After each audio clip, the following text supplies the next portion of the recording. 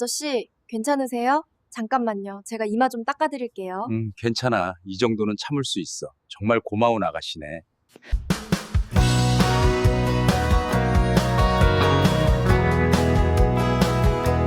그날의 대화는 아직 끝나지 않았지만 이야기는 훨씬 이전에서 시작됐습니다.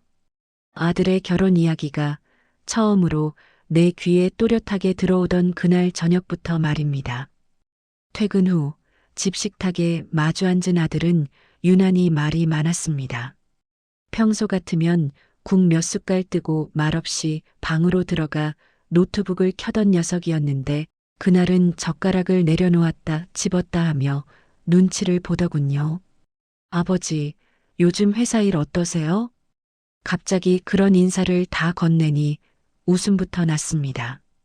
내가 왜 그걸 묻냐? 하고 되물었는데 녀석 표정이 조금 진지해졌습니다.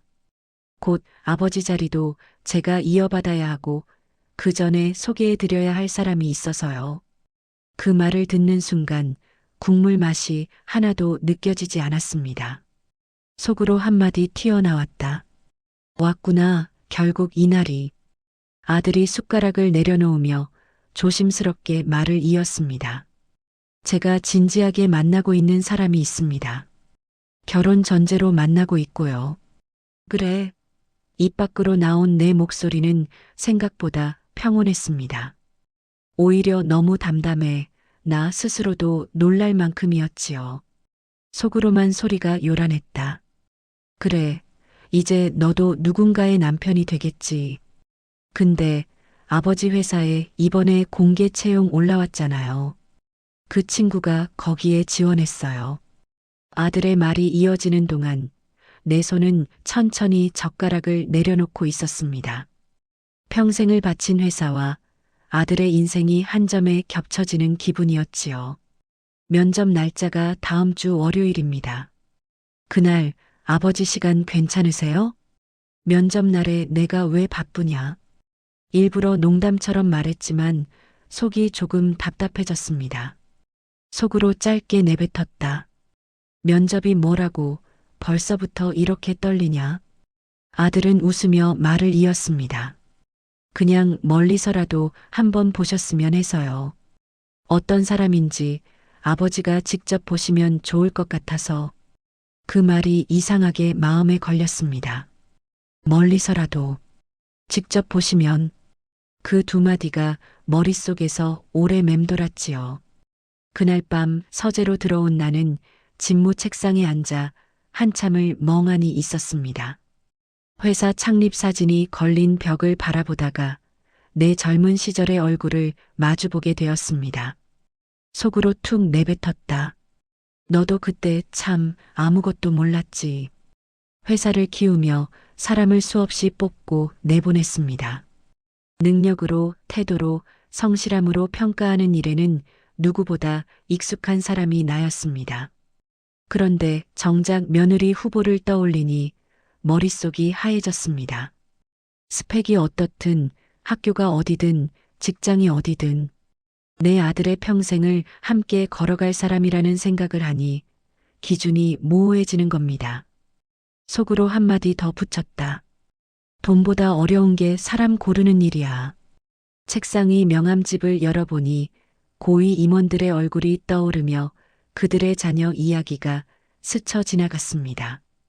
조용히 살아가는 집도 있었고 말썽으로 신문에 오르내린 집도 있었지요.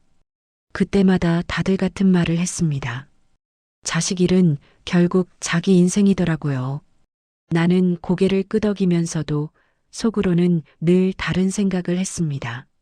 속으로 비틀어 말했다. 그래도 부모가 보기엔 이놈이 뭘 잘 아나 싶지. 그 밤 책상 위에 놓인 채용 면접 일정표를 들여다보다가 문득 한 가지 생각이 떠올랐습니다. 그냥 면접 결과만 듣는 걸로는 도저히 안 되겠다 싶었습니다. 누가 옆에서 잘 보더라, 인성이 어떻더라, 그런 말로는 내 마음이 절대 가라앉지 않을 것 같았습니다. 직접 보고 싶었습니다. 누구의 며느리감이 아니라 한 사람으로서 어떤지.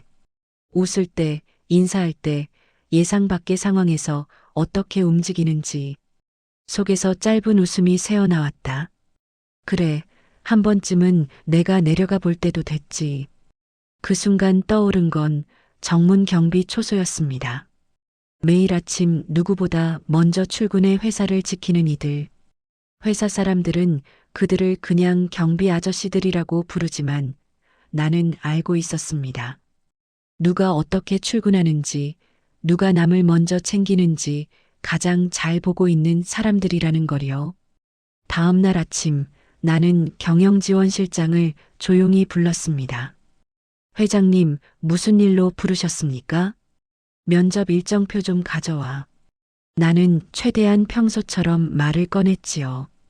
실장이 서류를 건네자 나는 그 가운데서 아들 여자친구의 이름을 찾았습니다. 또박또박 적힌 세 글자. 그 이름을 보는 것만으로도 가슴이 묘하게 쿡 찔리는 느낌이었습니다. 속으로 짧게 중얼거렸다. 이 이름 오늘부터 내 인생에 자주 등장하겠구나. 이날 나는 손가락으로 면접 날짜를 짚었습니다. 정문 경비 인원 구성, 나한테도 공유해. 실장이 눈을 동그랗게 떴습니다. 예, 정문 경비를요? 그래. 그날만 내가 내려갈 거니까. 회장님께서요? 실장은 말끝을 흐리며 나를 바라보았습니다. 아무리 오래같이 일했던 사람이라도 이런 요구는 처음이었겠지요. 속으로 피식 웃었다. 놀랄만 하지.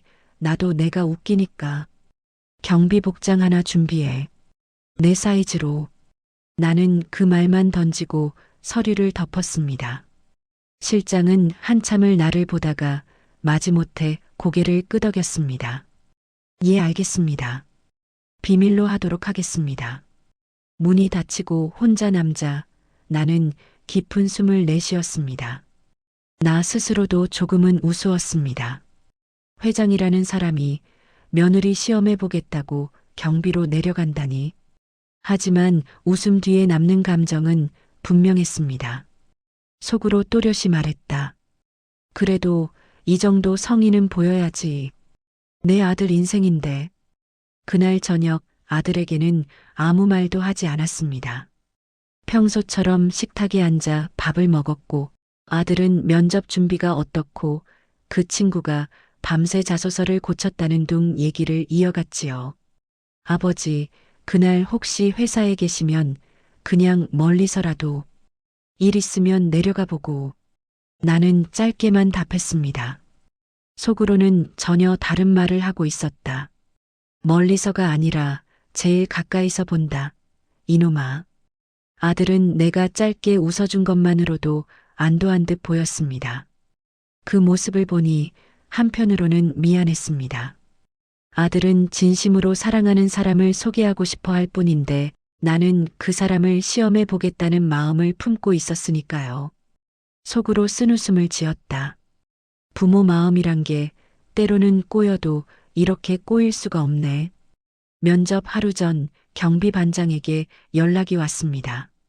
회장님, 내일 정문 근무 그대로 진행하면 되는 겁니까? 그렇지. 대신 내 정체는 아무한테도 말하지 마. 예, 알겠습니다. 회장님, 혹시 무슨 일 있으신 겁니까? 반장의 조심스러운 질문에 나는 잠시 말문이 막혔습니다. 대단한 이유라고 말할 수도 없고 그냥 웃어넘기기도 애매했습니다. 사람 하나 보려고. 나는 결국 그렇게만 대답했습니다. 속으로 덧붙였다. 사람 하나, 내 아들의 인생을 맡길 사람이니까. 전화를 끊고 나니 마음이 이상하게 가벼워지면서도 묵직했습니다. 오랜만에 긴장이라는 감정을 느끼는 것 같기도 했습니다. 사회 초년생 때 첫 회의를 앞두고 느꼈던 그런 떨림이 아주 옅게 돌아온 느낌이었지요.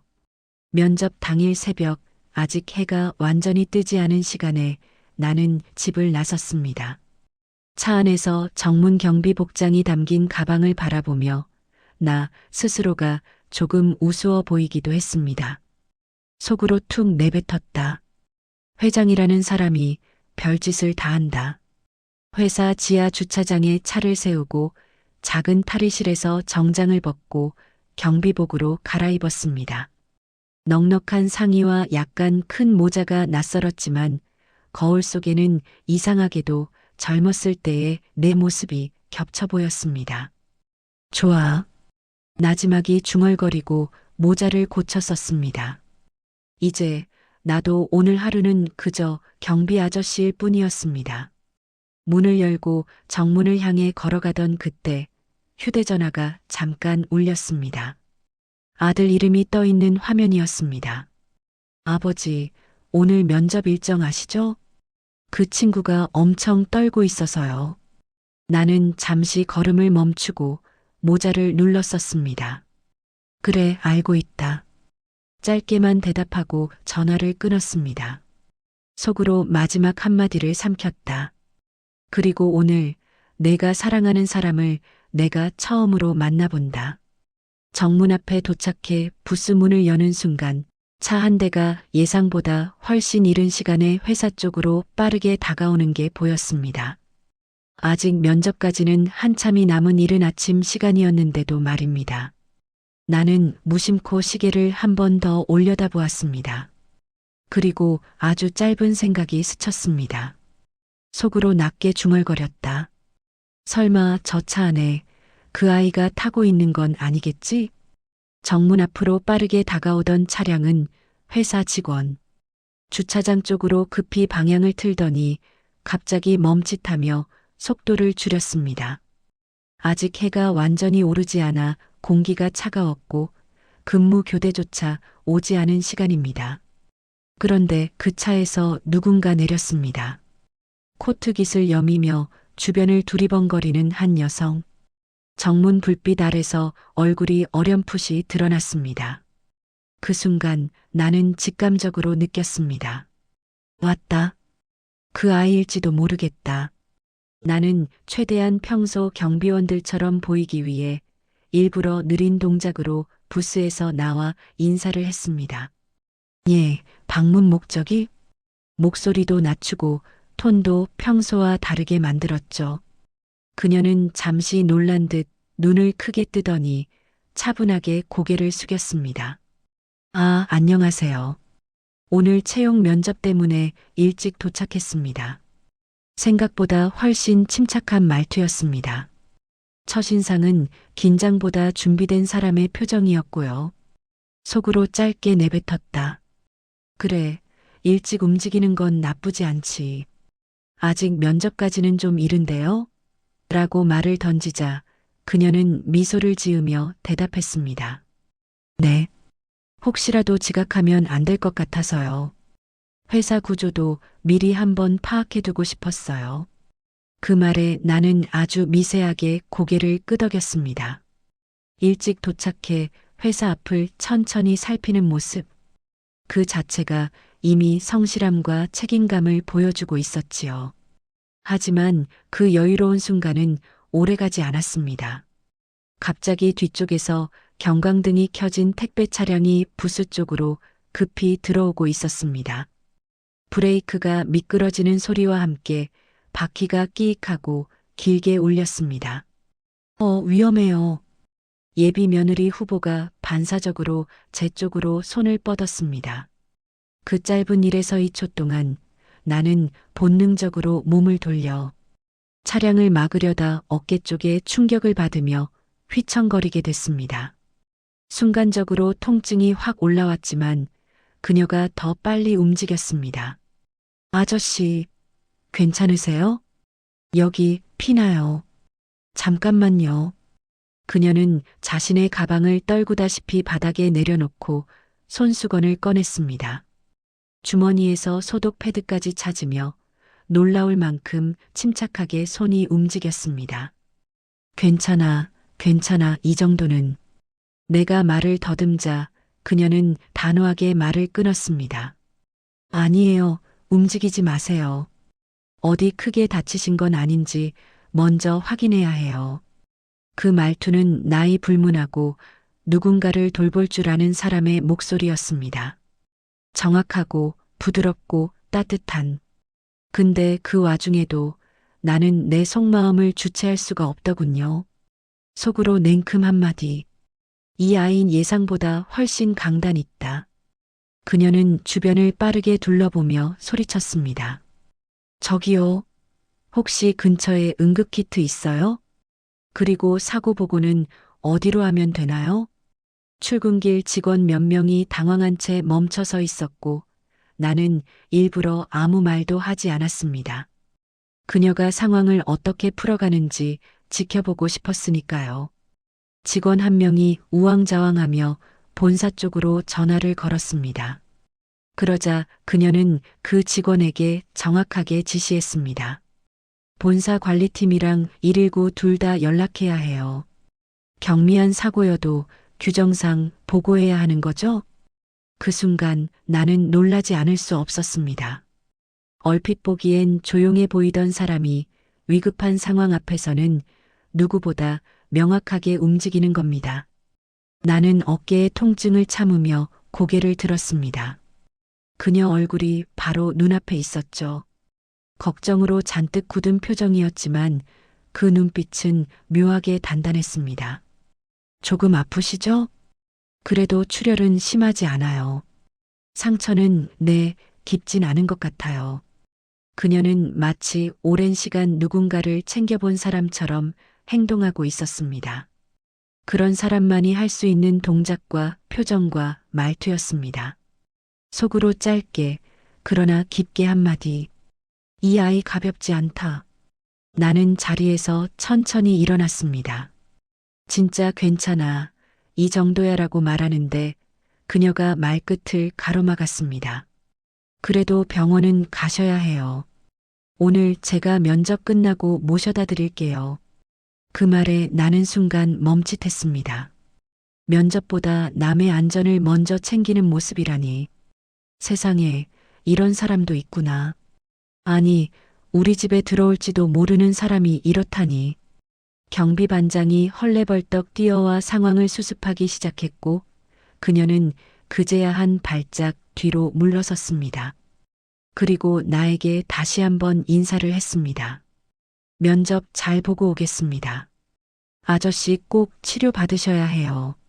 알겠죠? 그녀가 정문을 지나 로비 쪽으로 걸어가는데 나는 이상하게도 시선을 떼지 못했습니다. 걸음걸이는 흔들리지 않았고 눈빛은 방금 사고가 있었던 사람이라고 믿기 어려울 만큼 곧았습니다. 속으로 씁쓸한 듯 중얼거렸다. 내가 시험하려 했는데 오히려 내가 배운 느낌이네. 그녀의 뒷모습이 사라질 무렵 경비반장이 내 어깨를 걱정스레 쳐다보며 말했습니다. 회장님 괜찮으십니까? 이 정도면 바로 병원 가셔야. 나는 조용히 손을 들어 보이며 반장을 막았습니다. 괜찮다는 의미였지만 내 표정은 분명 복잡했을 겁니다. 조금만 더 보고 가야겠다. 경비반장은 이해하지 못한 표정으로 나를 보았습니다. 하지만 내가 왜 그 말을 했는지는 오직 나만 알고 있었죠. 속으로 낮게 말했다. 이 아이 오늘 하루 어디까지 보여줄지 더 보고 가야겠다. 그때였습니다.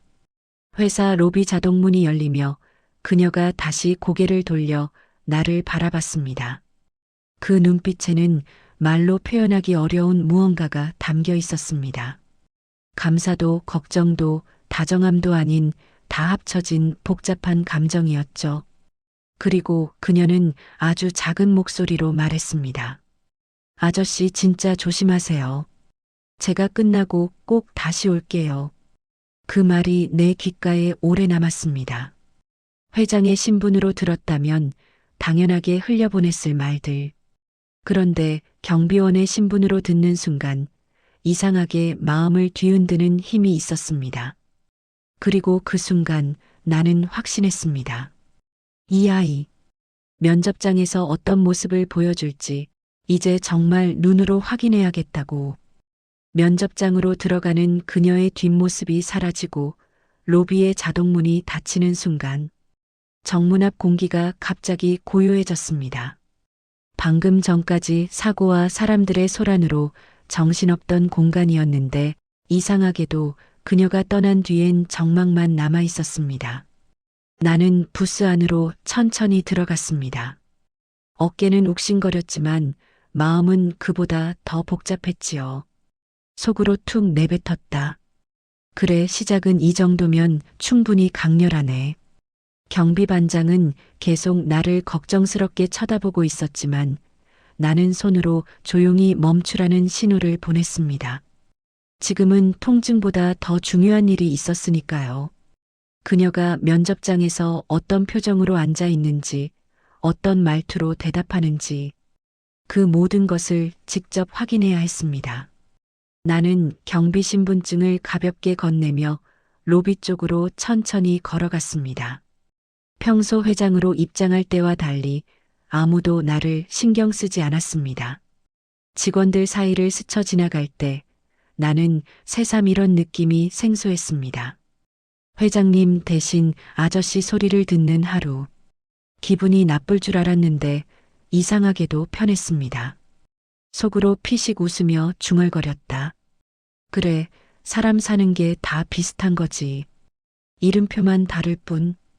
엘리베이터 앞에 서서 버튼을 누르는데 로비 직원 하나가 내게 다가왔습니다.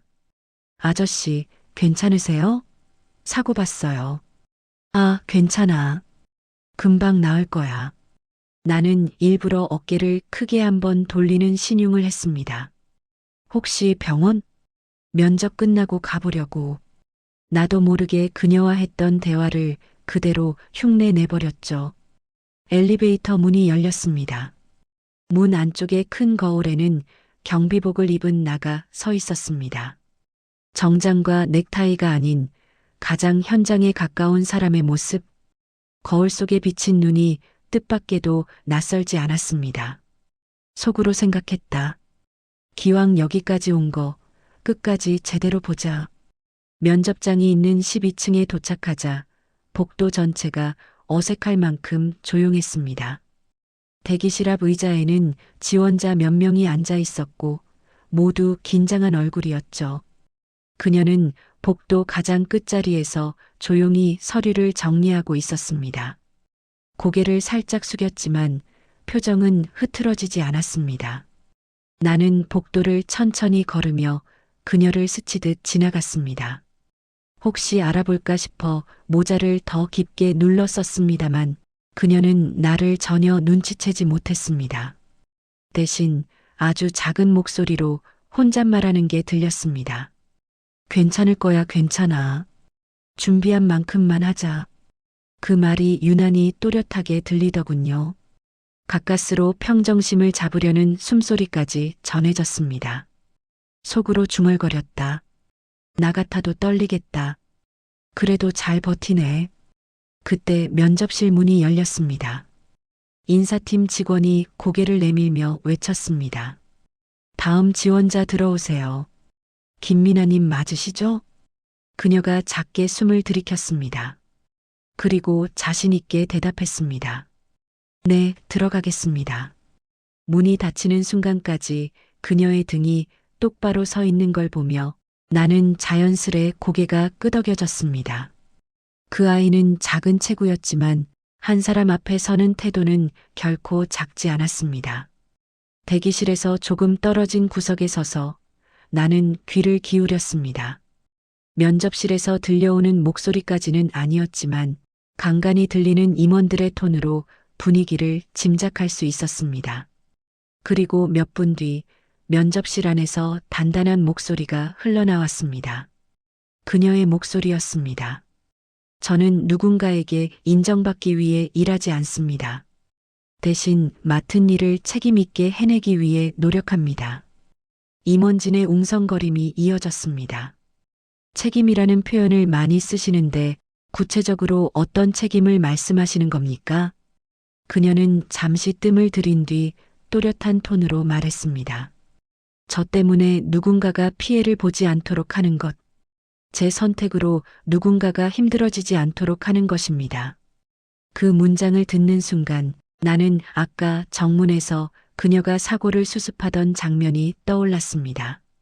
당황하지 않고 움직이던 손, 정확한 지시, 그리고 끝나고 꼭 병원 가세요라는 따뜻한 말. 그 모든 게 지금 그녀의 대답과 이어지고 있었습니다. 속으로 짧게 말했다. 이건 말이 아니라 삶에서 나온 대답이구나. 임원들의 질문은 점점 더 날카로워졌습니다. 회사 지원 동기가 무엇입니까? 금융권 경력 없이 우리 회사에 관심을 가지신 이유는요? 그러자 그녀는 단 한 번도 흔들리지 않는 목소리로 말했습니다. 사람을 중심으로 일할 수 있는 회사라고 들었습니다. 제가 배워온 가치는 사람을 잃지 않는 일이거든요. 대기실 너머로도 분위기가 살짝 변하는 게 느껴졌습니다. 임원들 중 누군가 감탄하는 기척이 있었고 또 누군가는 흥미롭다는 듯 낮은 기침 소리를 냈습니다. 그리고 그녀는 마지막에 이렇게 덧붙였습니다. 부족한 점이 많다는 건 알고 있습니다. 하지만 책임지지 못할 말은 하지 않습니다. 그 순간 내 손이 저절로 주먹을 살짝 쥐더군요. 뭘 이렇게까지 자신 있게 말할 수 있을까? 한다고 다 되는 게 회사 생활인데? 그런데도 그녀의 말엔 억지가 없었습니다. 거칠애도 없었고요. 그냥 자기 방식대로 살아온 사람의 진짜 목소리였습니다. 속으로 한마디가 저절로 튀어나왔다. 이 아이, 내가 생각했던 기준을 계속 넘어가네. 면접실 문이 철컥하고 열렸습니다. 그녀가 나왔습니다. 얼굴은 긴장으로 조금 굳어 있었지만 눈빛만큼은 다시 또렷했습니다. 대기실 직원이 정리된 서류를 돌려주며 말했습니다. 고생하셨어요. 면접 결과는 개별 연락드릴게요. 그녀는 고개를 숙이며 감사의 인사를 했습니다. 그리고 복도를 따라 걸어 나오는데 그 순간 그녀의 발걸음이 멈췄습니다. 왜냐하면 나와 눈이 마주쳤기 때문입니다. 아까 정문에서 나를 보던 그 눈빛 그대로 걱정과 다정함 그리고 묘한 책임감이 섞인 눈. 그녀가 천천히 입을 열었습니다. 아저씨, 괜찮으세요? 어깨 많이 아프시죠? 나는 대답하려다가 잠시 입을 다물었습니다. 예상하지 못한 울림이 가슴에서 밀려왔기 때문이었습니다. 그녀는 면접이 끝난 지금도 가장 먼저 나를 걱정하고 있었으니까요. 그녀는 깊게 숨을 들이쉬고 덧붙였습니다. 혹시 지금 잠깐 시간 되세요? 제가 로비까지 같이 내려드릴게요. 순간 내 마음속 깊은 곳에서 한 가지 확신이 더 강해졌습니다. 이 아이, 내가 보려고 내려온 이유를 점점 더 확실하게 만들어주고 있었다. 면접실 앞 그녀의 눈빛이 내 어깨를 향해 머무르고 있었습니다. 방금 전까지 면접장에서 정신없이 질문에 답하던 사람이 맞나 싶을 만큼 그녀는 지금 오롯이 한 사람을 염려하는 표정을 짓고 있었죠. 나는 일부러 어깨를 한번 돌려 보이며 웃었습니다. 괜찮아. 이 정도야 뭐. 말은 태연하게 뱉었지만 생각보다 통증이 컸습니다. 속으로 짧게 내뱉었다. 늙었나? 왜 이렇게 쑤시냐? 그녀는 내 표정을 읽은 듯 고개를 갸웃했습니다. 아저씨, 얼굴이 좀 괜찮으세요? 조금 전보다 더 창백해 보이는데. 나는 순간 그 말을 듣고 이상하게 마음이 찌릿했습니다. 젊은 직원들도 그냥 괜찮으세요? 하고 지나가기 마련인데 그녀는 단순히 의례적인 걱정이 아니라 지금 이 순간의 내 표정과 기색을 정확히 보고 말하고 있었으니까요. 면접은 잘 봤어? 나는 대화를 돌리듯 물었습니다. 그녀는 잠시 놀란 듯 눈을 깜빡이며 대답했습니다. 잘 봤는지는 모르겠어요. 그래도 후회 없이 말했습니다. 그 말이 어쩐지 씁쓸하면서도 멋있게 들렸습니다. 후회 없이 그 한마디에 그동안 살아온 방식이 묻어 있었습니다. 속으로 한 번 더 중얼거렸다. 참 이상한 아이네. 거짓말을 못하는 사람 같아. 우리는 함께 엘리베이터를 향해 걸었습니다. 그녀의 발걸음은 면접을 마친 사람치고는 꽤 가벼워 보였습니다. 아마도 스스로에게 솔직하게 말했다는 그 확신 때문이겠죠. 나는 부지런히 그녀와 보폭을 맞추었지만 어깨 통증 때문에 폼이 조금 흐트러졌는지 그녀가 곧 눈치채고 말했습니다. 아저씨, 혹시 제가 들 수 있는 건? 가방이나 다른 짐이라도요. 아니야, 짐은 없어. 나는 손사래를 치며 대답했습니다. 그래도 나중에 더 아프면 큰일인데. 그녀 말투는 참 이상했습니다. 상대방을 부담스럽지 않게 하면서도 진심을 다 담는 방식. 확실히 요즘 보기 드문 사람이라는 생각이 스쳤습니다. 엘리베이터 문이 열리고 우리는 둘이서만 타게 됐습니다. 내가 조용히 서 있는 동안 그녀가 먼저 입을 열었습니다. 아까 사고 정말 죄송해요. 제가 바로 앞에 있어서 제대로 못 챙겨드린 건 아닌지. 나는 애써 웃으며 고개를 저었습니다. 그녀가 무슨 잘못이 있다고 사과를 하나 싶었습니다. 내가 아니었으면 더 크게 다칠 뻔했어. 고마웠어. 그녀는 그 말을 듣고도 쉽게 안도하지 못했습니다. 그래도 안전관리 규정이 제대로 안 되어 있었으면 큰 사고 아니었을까요? 혹시 이런 상황 자주 있어요? 그 질문에 나는 순간 목이 멎는 느낌이었습니다. 회장의 신분으로 들어야 할 말을 경비 아저씨 신분으로 듣고 있는 셈이었으니까요. 뭐 잘 관리하고 있긴 해. 이렇게 말하고는 엘리베이터 문을 바라봤습니다. 하지만 그녀는 포기하지 않았습니다. 그래도 다음엔 미리 문제 생기기 전에 조치해야 하지 않을까요? 아저씨 같은 분들이 다치면 너무 속상할 것 같아서요. 그녀는 말끝을 흐리며 눈을 살짝 내리깔았습니다. 그 표정 하나가 유난히 길게 마음에 남았습니다. 속으로 말했다. 이 아이는 상대의 삶을 귀하게 여기는 사람이구나. 엘리베이터 문이 로비에서 딩 하고 열리는 순간 미묘하게 긴장과 따뜻함이 함께 섞인 분위기가 허공으로 흩어졌습니다. 그녀는 먼저 발을 내디디며 말했습니다. 혹시 병원까지 제가 모실까요? 택시라도 잡아드릴게요. 나는 그 말에 잠시 멈춰섰습니다. 한 회사에 입사하기 위해 왔을 뿐인 사람이 낯선 경비 아저씨에게 이런 말까지 한다고? 그런데 그녀는 정말 진심으로 말하고 있었습니다. 가식이 없었고 계산이 없었고 그냥 눈앞에 사람이 다치면 안 된다는 순정한 마음뿐이었습니다. 나는 작게 웃으며 말했습니다. 면접 끝난 사람이 더 바쁠 텐데 뭘? 그녀는 고개를 저으며 조금 더 가까이 다가왔습니다. 바쁘지 않아요. 제가 하는 일은 사람 챙기는 일이니까요. 그 말이 묘하게 오래, 또렷하게 가슴에 꽂혔습니다. 면접장에서 책임을 강조하던 목소리의 연장선 같기도 했습니다. 속으로 조용히 말했다. 사람을 잃지 않는 일, 그게 내 말이었지. 그녀는 갑자기 주머니에서 작은 파스를 꺼냈습니다. 이거 제가 늘 갖고 다니는 건데요. 혹시 많이 아프면 잠깐 붙여두세요. 진짜 도움이 될 거예요. 나는 잠시 말문이 막혔습니다. 경비복을 입고 있어도 이렇게 챙김을 받아본 적이 없어서일까요? 그저 한 사람으로서 대우받는 느낌이었습니다. 배우거나 꾸민 친절이 아닌 생활 속에서 만들어진 자연스러운 배려. 이런 사람이라면 내 아들과 내 집과 어쩌면 내 인생에도 좋은 바람이 될지 모르겠다는 생각이 문득 스쳤습니다. 그녀가 손에 파스를 쥐어주며 말했습니다. 오늘 저 때문에 놀라셨죠? 그래도 아저씨 덕분에 용기 좀 났어요. 면접장 들어가기 전에 마음이 많이 안정됐거든요. 그녀는 그렇게 말하고 수줍게 웃었습니다.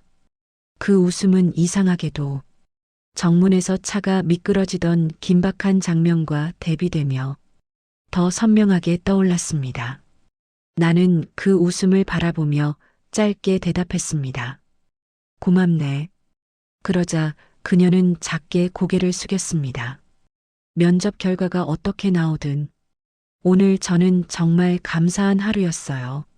아저씨 덕분에. 그 말은 나에게 생각보다 큰 울림을 줬습니다. 내가 그녀를 시험하려 내려왔지만 오히려 그녀가 내 마음을 시험한 셈이 되어버린 느낌. 속으로 씁쓸하게 말했다. 참 내가 배울 게 더 많은 나이가 됐나 보다. 그녀가 로비 밖으로 나가기 위해 조금 떨어지는 순간 갑자기 인사팀 직원 하나가 그녀를 불러 세웠습니다. 김미나님, 회장님께서 면담을 원하신다고 합니다. 그녀는 얼어붙은 표정으로 그 말을 들었습니다. 그리고 천천히 고개를 돌려 나를 다시 봤습니다. 그 순간 나는 마치 심장이 잠시 멈춘 듯 했습니다. 그녀는 몰랐습니다. 내가 바로 그 회장이라는 사실을.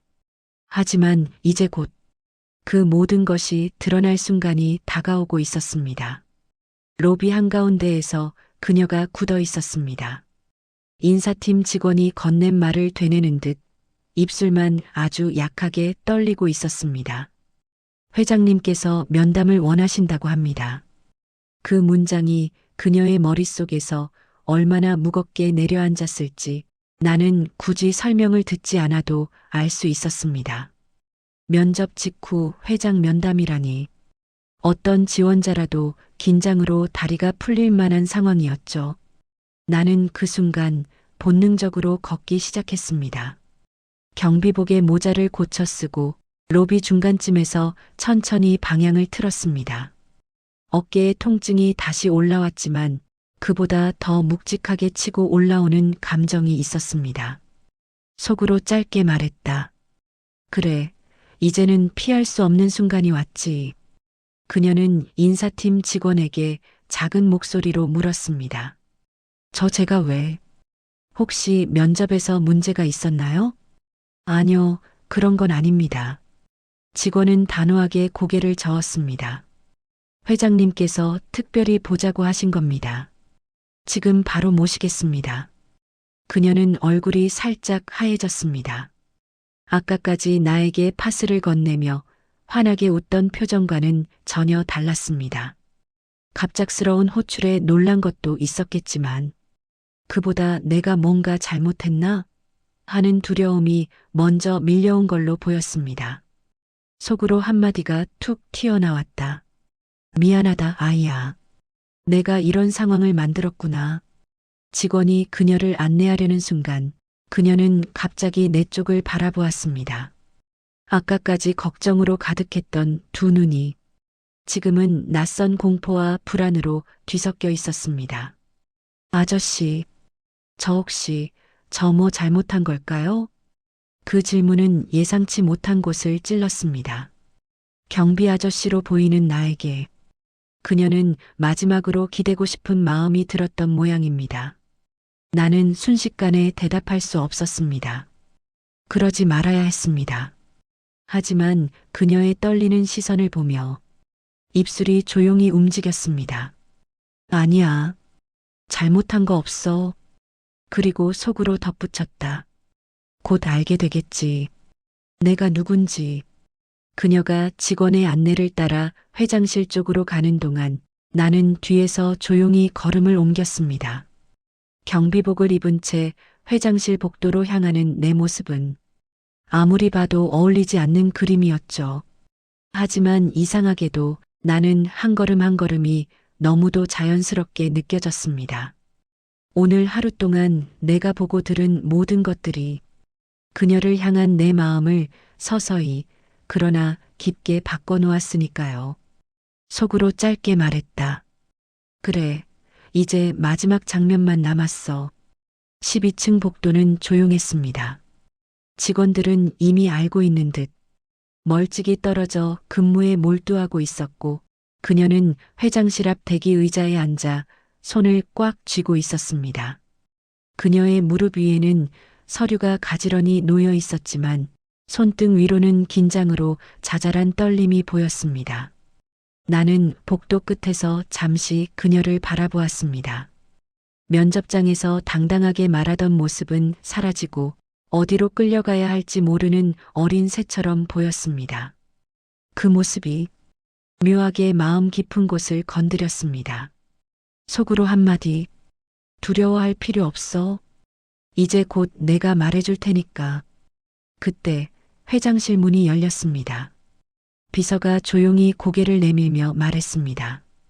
회장님 준비되셨습니다. 들어오세요. 그녀는 자리에서 천천히 일어났습니다. 그리고 다시 한번 뒤를 돌아보았습니다. 그 시선의 끝에 경비복을 입은 내가 서 있었습니다. 그녀는 작게 고개를 숙여 인사하고 조용히 회장실 안으로 들어갔습니다. 문이 닫히는 순간 나는 모자를 벗었습니다. 그리고 경비복 상의의 단추를 하나씩 풀며 복도 끝쪽 비상문 안으로 들어가 준비해둔 회장용 정장을 꺼내 들었습니다. 거울에 비친 얼굴은 아까보다 훨씬 단단한 표정을 하고 있었습니다. 속으로 낮게 중얼거렸다. 준비됐어. 이제 내가 들어가야 할 때지. 정장으로 갈아입고 넥타이를 매는 동안 내 머릿속에는 단 한 장면만 떠올랐습니다. 정문에서 다친 나를 붙잡고 아저씨, 괜찮으세요? 끝나고 제가 모셔다 드릴게요. 라고 말하던 그녀의 얼굴. 그 한 문장이 나를 오늘 여기까지 끌고 온 것이나 마찬가지였습니다. 회장이라는 이름에서 벗어나 한 사람으로서 평가하려던 내 계획은 이미 오래전에 무너져 있었죠. 이제는 그저 내 아들이 사랑하는 사람이 정말 어떤 사람인지 확인하고 싶을 뿐이었습니다. 정장을 완전히 갖춰 입고 회장실 문 앞에 섰습니다. 비서는 이미 나를 기다리고 있었고 문 너머로는 긴장된 숨소리 하나가 아주 작게 들려왔습니다. 비서가 문을 열며 말했다. 회장님 들어가시죠. 문이 열리는 순간 그녀와 내 눈이 마주쳤습니다. 정문에서 나에게 파스를 건네던 사람, 사고 현장에서 침착하게 지혈하던 사람, 면접장에서 책임감을 말하던 사람, 그 사람 앞에 이제 회장이라는 이름으로 내가 다시 서게 된 것입니다. 그녀의 얼굴이 하얗게 굳어갔습니다. 그리고 아주 작게 믿기지 않는다는 듯 입술이 움직였습니다. 아저씨? 그 한마디가 조용한 회장실 안에서 유난히 크게 울려 퍼졌습니다. 회장실 안 공기가 단숨에 무거워졌습니다. 그녀는 두 손을 무릎 위에서 꼭 맞잡은 채 눈을 크게 뜨고 나를 바라보고 있었습니다.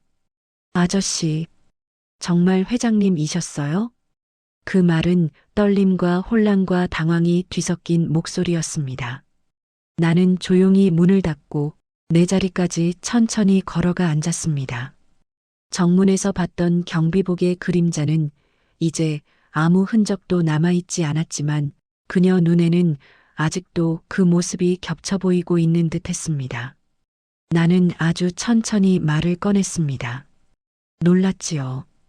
그녀는 대답하지 못했습니다. 그저 입술을 앙다물고 고개만 아주 조금 끄덕였습니다. 속으로 한마디, 그래, 당연히 놀랄 수밖에 없지.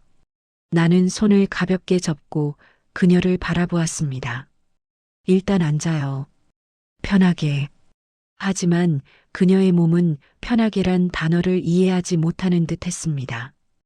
허리만 더 꼿꼿해지고 손은 더 세게 쥐어졌습니다. 그 모습이 왠지 낯설지 않았습니다. 수십 년 동안 수많은 직원들이 나 앞에서 저런 표정을 지었던 기억이 떠올랐습니다. 그런데 오늘 저 표정이 이렇게 마음 쓰일 줄은 몰랐습니다. 그녀가 마침내 조용히 입을 열었습니다. 저는 정말 몰랐습니다. 그냥 경비 아저씨인 줄만. 그 말 끝에서 목소리가 떨렸습니다. 미안함, 부끄러움, 그리고 두려움이 한꺼번에 쏟아지는 듯한 목소리였습니다. 나는 손을 가볍게 들어 말을 막았습니다. 괜찮아요. 오히려 그래서 다 관찰할 수 있었지요. 그녀는 눈을 동그랗게 뜨며 나를 보았습니다. 관찰이요? 나는 고개를 끄덕였습니다. 오늘 하루 당신을 한 사람으로 보고 싶었습니다. 며느리가 될지 모르는 사람을요. 그녀의 어깨가 작은 충격에 들썩였습니다. 그 말을 들은 순간 테이블 위에 올려둔 그녀의 손이 미세하게 흔들렸습니다. 속으로 말했다. 그래, 이제 진짜 이유를 말해야겠지. 나는 등을 의자에 살짝 기대고 말을 이어갔습니다. 사실 아들로부터 이야기 들었습니다. 당신을 진지하게 만나고 있다고. 그녀는 당황한 듯 눈을 여러 번 깜빡였습니다. 아드님과 제 이야기를 회장님께서 이미. 나는 조용히 웃어 보였습니다. 부모니까요. 궁금하지 않을 수가 없지요. 그녀는 더 이상 아무 말도 하지 못했습니다. 그저 젖어드는 얼굴로 나를 바라볼 뿐이었습니다. 침묵이 잠시 흐른 뒤 나는 그녀의 손끝이 아주 작게 떨리는 것을 보며 부드럽게 물었습니다. 무섭습니까? 그녀는 순간 놀란 듯 고개를 들었습니다. 그러다 천천히 숨을 내쉬곤 고개를 끄덕였습니다. 네, 솔직히 무섭습니다.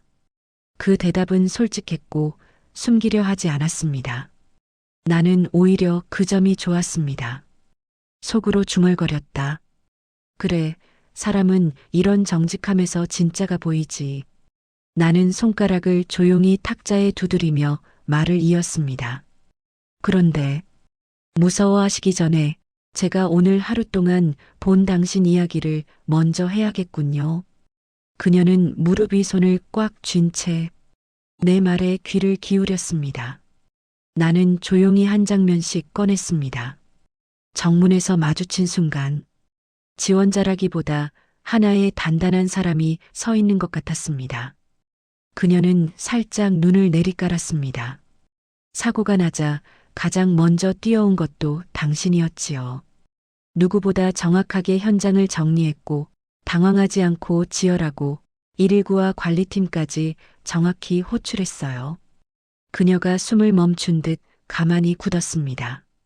그건 가르쳐서 되는 게 아닙니다. 살아오면서 몸에 밴 태도예요. 나는 그녀의 눈을 똑바로 바라봤습니다. 그 눈이 흔들리는 게 느껴졌습니다. 그리고 면접. 나는 손가락으로 테이블을 가볍게 두드렸습니다. 책임을 말하던 당신의 목소리. 그건 단순한 포장용 문장이 아니었습니다. 그녀는 작게 고개를 숙였습니다. 그리고 아주 약하게 작은 목소리로 대답했습니다. 저는 거짓말을 잘 못합니다. 그 말은 마치 오래 숨겨둔 비밀을 내뱉는 사람처럼 들렸습니다. 나는 그 말에 미소가 지어졌습니다. 속으로 말했다. 그래. 그래서 더 믿음이 가는 거다. 나는 자리에서 천천히 일어났습니다. 그녀는 움찔하며 고개를 들었습니다. 아까 당신이 건네준 파스 아직 가지고 있습니다. 그녀의 눈이 살짝 흔들렸습니다. 그게 이 자리에 들어오기 전 마지막 용기였어요. 말을 끝낸 순간 그녀의 눈가가 조용히 젖기 시작했습니다. 그녀는 입술을 꼭 그어주며 떨리는 목소리로 말했습니다. 회장님, 저 정말 죄송한데요. 나는 고개를 들었습니다. 혹시 저 면접 망친 건 아니죠? 그 질문은 너무도 순수했고 너무도 불안했고 그래서 더더욱 마음을 아프게 했습니다. 나는 천천히 그녀 쪽으로 걸어가 책상 앞에서 멈췄습니다. 아니요. 목소리가 자연히 단단해졌습니다. 당신은 잘했습니다. 그 이상도 보여주었고 그녀가 살짝 고개를 들었습니다. 눈가에 맺힌 눈물이 반짝였습니다. 나는 마지막으로 아주 조용히 그러나 확실한 목소리로 말했습니다. 그리고 면접 결과와 상관없이 오늘 하루 당신이라는 사람을 믿게 됐습니다. 그녀의 눈동자가 크게 흔들렸습니다. 숨을 들이키는 소리가 내 자리까지 닿았습니다. 그 순간 비서가 급히 문을 두드렸습니다. 회장님, 죄송합니다만 급한 보고가 들어왔습니다. 문은 닫혀 있었지만 그녀의 얼굴이 다시 하얗게 질려가는 것이 보였습니다. 나도 동시에 직감했습니다. 지금 이 공간에 또 다른 사건이 들어서고 있다는 것을. 문 밖에서 비서의 다급한 목소리가 들리는 순간 회장실 안의 공기가 또다시 묵직해졌습니다. 그녀는 자리에서 살짝 몸을 움찔하며 두 손을 꼭 붙잡았습니다. 급한 보고라는 말만 들어도 더 큰 불안이 밀려오는 듯 했습니다. 나는 비서에게 말했습니다. 들어오세요. 문이 열리자 비서가 서류 하나를 조심스럽게 내밀었습니다. 회장님, 정문 사고 관련해서 CCTV 확인 결과가 나왔습니다. 그녀의 얼굴에서 피가 순식간에 가셨습니다. 아까 사고 현장에서의 그녀 행동을 떠올린 듯 숨이 가빠지고 시선이 흔들렸습니다. 나는 그녀를 잠시 바라보며 조용히 속으로 말했다. 괜찮아, 아이야. 내가 다 알고 있으니. 비서는 말을 이어갔습니다. 차량 운전자가 급정거 직전에 다른 사람과 부딪히려다 방향을 잘못 틀었다고 진술했습니다. 그리고 비서는 잠시 그녀를 한번 보더니 이어서 보고를 넘겼습니다. 초현장에서 한 분이 매우 신속하게 조치하셨다고 경비반장과 직원들이 칭찬을. 나는 비서의 말을 끊었습니다. 잠시만. 그 이야기는 나중에 하고. 그리고 비서에게 손짓을 했습니다. 나가보라는 뜻이었죠. 비서는 고개를 숙이고 나갔습니다. 문이 닫히는 순간 회장실은 다시 우리 둘에게만 남겨졌습니다. 그녀는 더 이상 숨을 고르기도 힘든 표정이었습니다. 눈동자가 불안하게 흔들리더니 결국 자리에서 일어나 깊게 허리를 숙였습니다. 회장님, 정말 죄송합니다. 아까 제가 혹시 그 사고 현장에서 뭔가 부족했던 건 아니죠? 그녀는 한 문장도 제대로 잊지 못했습니다. 스스로가 뭔가 실수한 건 아닌지, 회장실 호출이 문제 때문은 아닌지, 그 모든 걱정이 뒤섞여 있는 모습이었습니다. 나는 의자를 살짝 밀고 일어나 그녀 쪽으로 천천히 걸어갔습니다. 그녀는 고개를 숙인 채 손등을 바짝 모으고 있었습니다. 작은 떨림이 손끝에서 그대로 전해졌습니다. 나는 부드럽게 말했습니다. 고개 들어요. 그녀는 천천히 고개를 들었고 그 눈가에는 이미 눈물이 차올라 있었습니다. 당신 때문에 부딪힌 사람은 아무도 없습니다. 나는 단단하게 말했습니다. 그녀는 그 말을 듣고 숨을 한 번에 내쉬며 눈을 감았습니다. 그리고 내가 말을 이었습니다. 정문 사고는 당신이 큰 피해를 막은 겁니다. 그녀는 놀란 듯 눈을 크게 떴습니다. 제가요? 나는 고개를 끄덕였습니다. 당신이 상황을 정리하지 않았다면 더 많은 직원이 위험했을 겁니다. CCTV에 다 남아 있어요. 그녀는 그 말을 듣는 순간 입술을 꼭 깨물었습니다. 그리고 아주 느리게 마치 믿기 어렵다는 듯 말했습니다. 저는 그냥 누군가 다쳤을까봐. 그 말은 절반은 눈물이고 절반은 두려움이 사라진 안도의 감정이었습니다. 나는 조용히 웃으며 말했다. 그래요. 그 그냥이 사람을 살립니다. 그녀는 눈을 떡 벌리며 나를 바라봤습니다. 잠시 후 그녀는 스스로도 놀란 듯한 표정으로 손등을 훔치며 조심스럽게 말했습니다. 아저씨가, 아니 회장님이 다치신 줄 알고 너무 걱정됐어요. 그 말은 단순한 지원자의 예의가 아니었습니다. 누군가를 향한 진심 어린 걱정이었습니다. 나는 순간 마음 깊숙이 울림이 왔습니다. 그녀의 눈에 담긴 감정이 경비원이었던 나와 지금 회장인 나를 동등하게 바라보고 있었기 때문입니다. 속으로 한마디, 그래, 이 아이는 신분을 보고 움직이는 사람이 아니구나. 나는 책상으로 다시 걸어가 그녀가 손에 쥐어주었던 그 작은 파스를 꺼냈습니다. 그리고 그녀에게 보이며 말했습니다. 이거 아까 당신이 건넨 거죠? 그녀의 눈이 크게 흔들렸습니다. 파스 하나가 뭐라고? 그 안에 담긴 마음이 중요하다는 걸 오늘 다시 배웠습니다. 그녀는 말을 잇지 못했습니다. 눈가가 붉어지고 숨이 잔잔하게 떨렸습니다.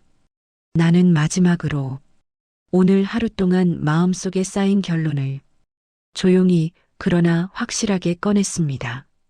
나는 오늘 당신이 어떤 사람인지 충분히 보았습니다. 그녀는 한동안 말을 하지 못했습니다. 마치 한 문장 한 문장이 가슴 안쪽 깊이 도달하기까지 시간이 필요하다는 듯이, 그리고 마침내 그녀는 조용히 떨리는 목소리로 대답했습니다. 혹시, 그래서 제가 불합격일까봐. 그 말은 너무 순수해서 가슴이 아플 정도였고 너무 솔직해서 오히려 눈물이 맺힐 정도였습니다. 나는 조용히 고개를 저었습니다. 아니요. 그녀의 눈동자가 크게 흔들렸습니다. 당신은 합격입니다. 그녀 입에서 작은 숨이 터져 나왔습니다. 믿기지 않는 듯 입술이 여러 번 떨렸습니다. 나는 다시 한번 확실하게 말했습니다. 오늘 그 책임감, 침착함, 사람을 향한 따뜻함, 그 모든 것을 본 뒤에 내릴 수 있는 결론은 하나입니다. 그녀는 두 손으로 입을 틀어막았습니다. 나는 조용히 미소를 지었습니다. 우리 회사가 당신 같은 사람을 놓칠 이유가 없지요.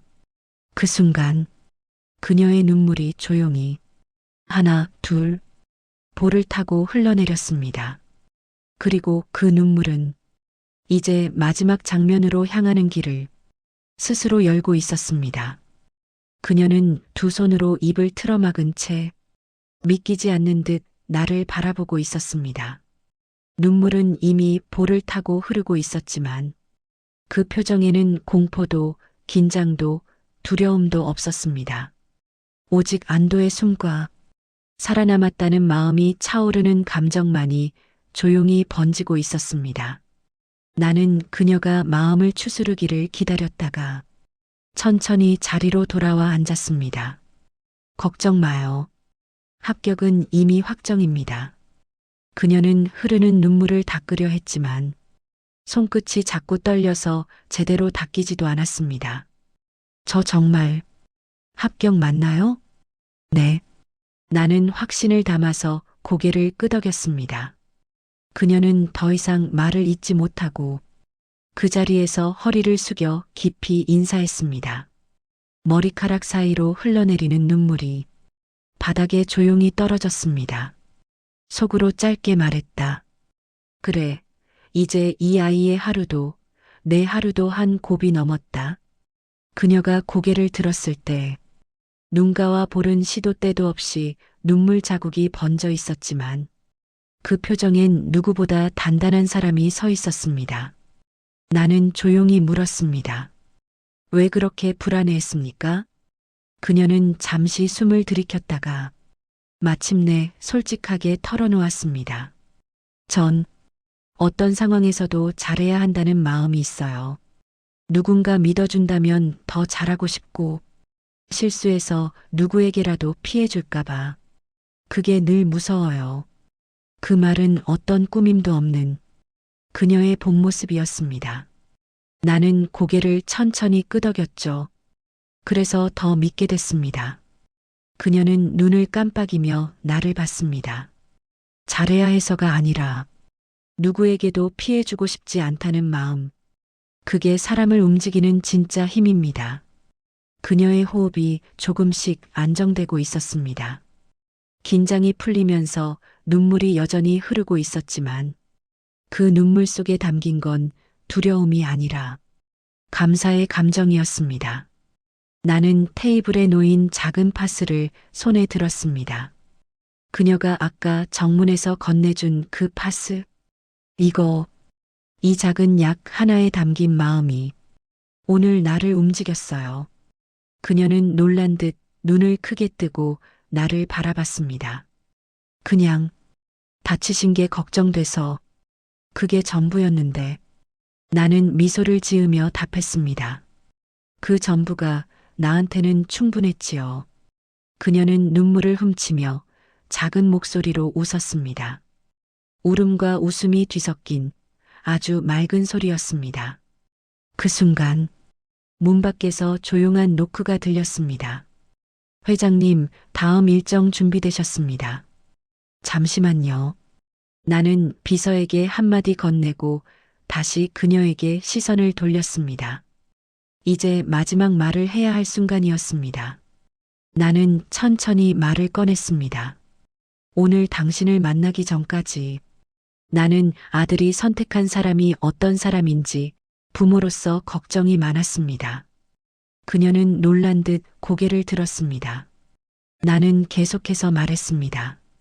하지만 오늘 당신이 보여준 행동, 태도, 눈빛, 마음, 그 모든 걸 본 뒤엔 도리어 내가 부끄러울 정도였어요. 그녀의 눈이 다시 촉촉해졌습니다. 아들이 어떤 사람과 함께하고 싶은지 오늘 완전히 이해했습니다. 그녀는 고개를 숙이며 조용히 입술을 떨었습니다. 고맙습니다. 정말 감사합니다. 나는 그녀의 말을 끊지 않았습니다. 그저 그 감정이 잦아들 때까지 그녀가 숨을 고르는 것을 기다렸습니다. 잠시 후 나는 아주 조용하고 부드러운 목소리로 마지막 한 문장을 건넸습니다. 앞으로 가족으로서도 잘 부탁합니다. 그녀는 그 말을 듣는 순간 손등으로 입을 가리고 참아왔던 울음을 그대로 쏟아냈습니다. 흐느낌이 회장실 조용한 공기 속에서 잔잔하게 번져나갔습니다. 나는 자리에서 일어섰습니다. 그녀도 눈물을 훔치며 천천히 일어섰습니다. 이제 면접은 끝입니다. 나는 미소를 지으며 말했다. 그리고 시작이기도 합니다. 그녀는 떨리는 목소리로 대답했습니다. 저 열심히 하겠습니다. 회사에서도, 가족으로도 절대 실망시키지 않겠습니다. 나는 고개를 천천히 끄덕였습니다. 그 모습이 자랑스러웠고 뿌듯했고 잠시 잊고 있던 어떤 따뜻함을 다시 깨우는 느낌이었습니다. 비서가 조용히 문을 열었습니다. 그녀는 마지막으로 나에게 깊이 인사한 뒤 문 밖으로 나가며 작은 목소리로 말했습니다. 오늘 잊지 않을게요. 회장님도, 아저씨도요. 나는 그 말에 잠시 웃음을 지었습니다. 문이 닫히고 나서야 긴장이 천천히 풀리기 시작했습니다. 오늘 하루 정문에서 시작해 회장실에서 끝나기까지 예상치 못한 감정과 사건이 나를 지나갔습니다. 내가 그녀를 시험하려 내려갔던 하루는 결국 내가 그녀에게 배우는 하루가 됐습니다. 나는 조용히 고개를 끄덕이며 속으로 말했다. 그래, 이 아이라면 정말 우리 가족으로서 충분하다. 그리고 문 밖 복도에서 들리는 그녀의 가쁜 숨소리를 들으며 따뜻한 미소가 저절로 번졌습니다. 구독, 좋아요 눌러주시면 이야기 보따리 하나 더 풀 힘이 생깁니다. 감사합니다.